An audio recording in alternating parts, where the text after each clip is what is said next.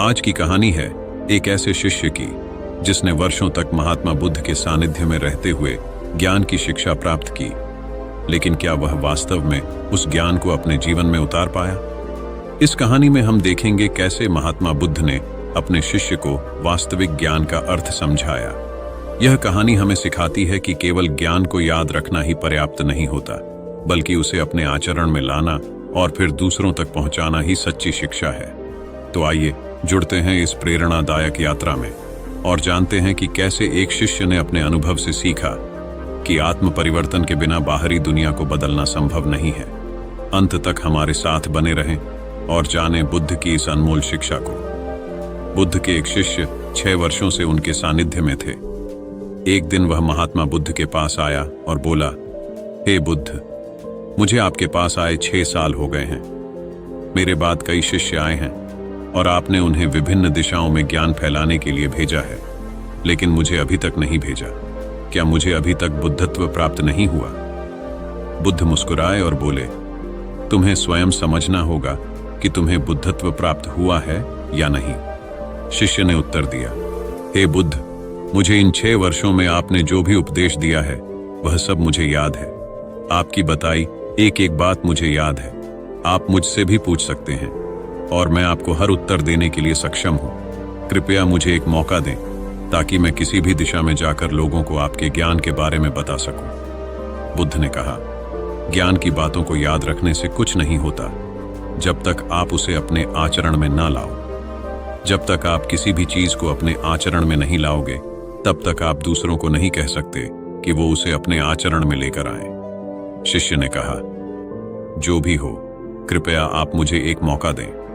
आप मुझ पर भरोसा रखें। मैं अपने ज्ञान से सभी को प्रभावित कर सकता हूं। मैं लोगों को ऐसी बातें बता सकता हूं जो उनके जीवन में शांति लाएंगी और उन्हें शांतिपूर्ण जीवन जीने में मदद करेंगी।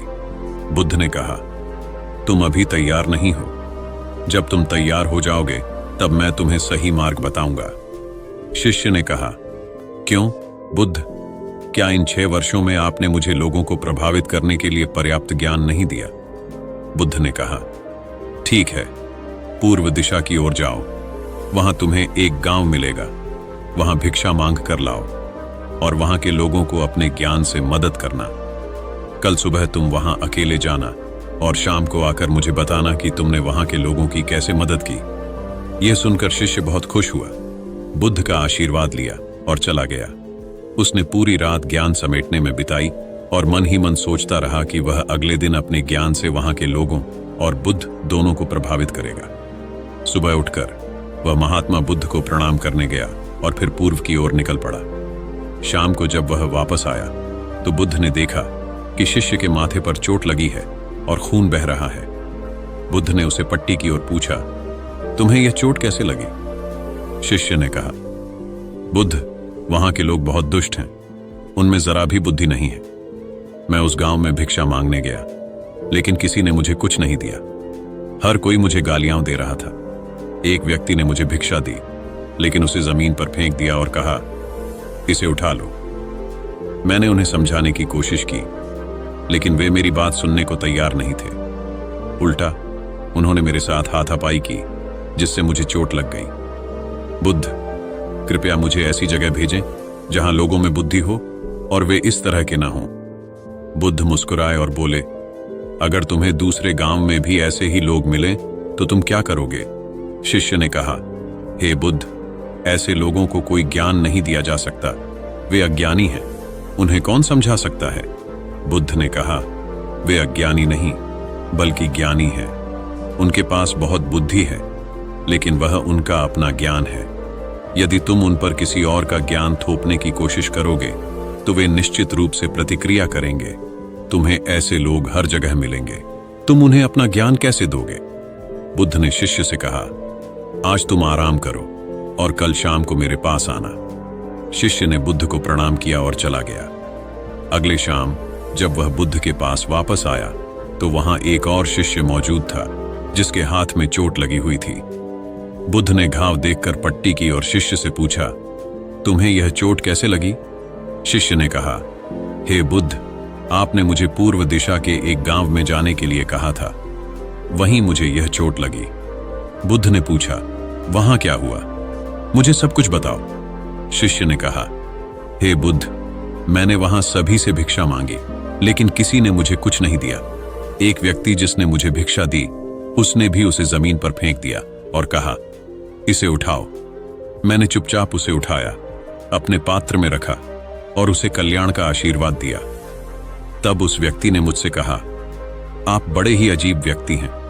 मैं आपका अपमान कर रहा हूं और आप मुझे आशीर्वाद दे रहे हैं। मैंने उनसे कहा, आप धनी हैं, आपने मुझे दान दिया है, इसीलिए मैं आपको आशीर्वाद दे रहा हूं। फिर जैसे ही मैं आगे बढ़ा, कुछ लोगों ने मुझे वहां से जाने के लिए कहा। उन्होंने मुझे गालियां दी और मुझ पर कुछ पत्थर फेंके, जिससे मुझे चोट लग गई। जब मैं वापस आ रहा था, तब मैंने एक मां को रोते हुए देखा। वह अपने बीमार बच्चे को लेकर चिंतित थी। मैं तुरंत जंगल से जाकर उसके लिए जड़ी बूटी ले आया, लेकिन वहां के लोग मुझे जड़ी बूटी देने नहीं दे रहे थे। फिर मैंने उनसे विनती की कि वह मुझे उस बच्चे का इलाज करने दे। उसके बाद वो जैसा कहेंगे मैं ठीक वैसा ही करूंगा।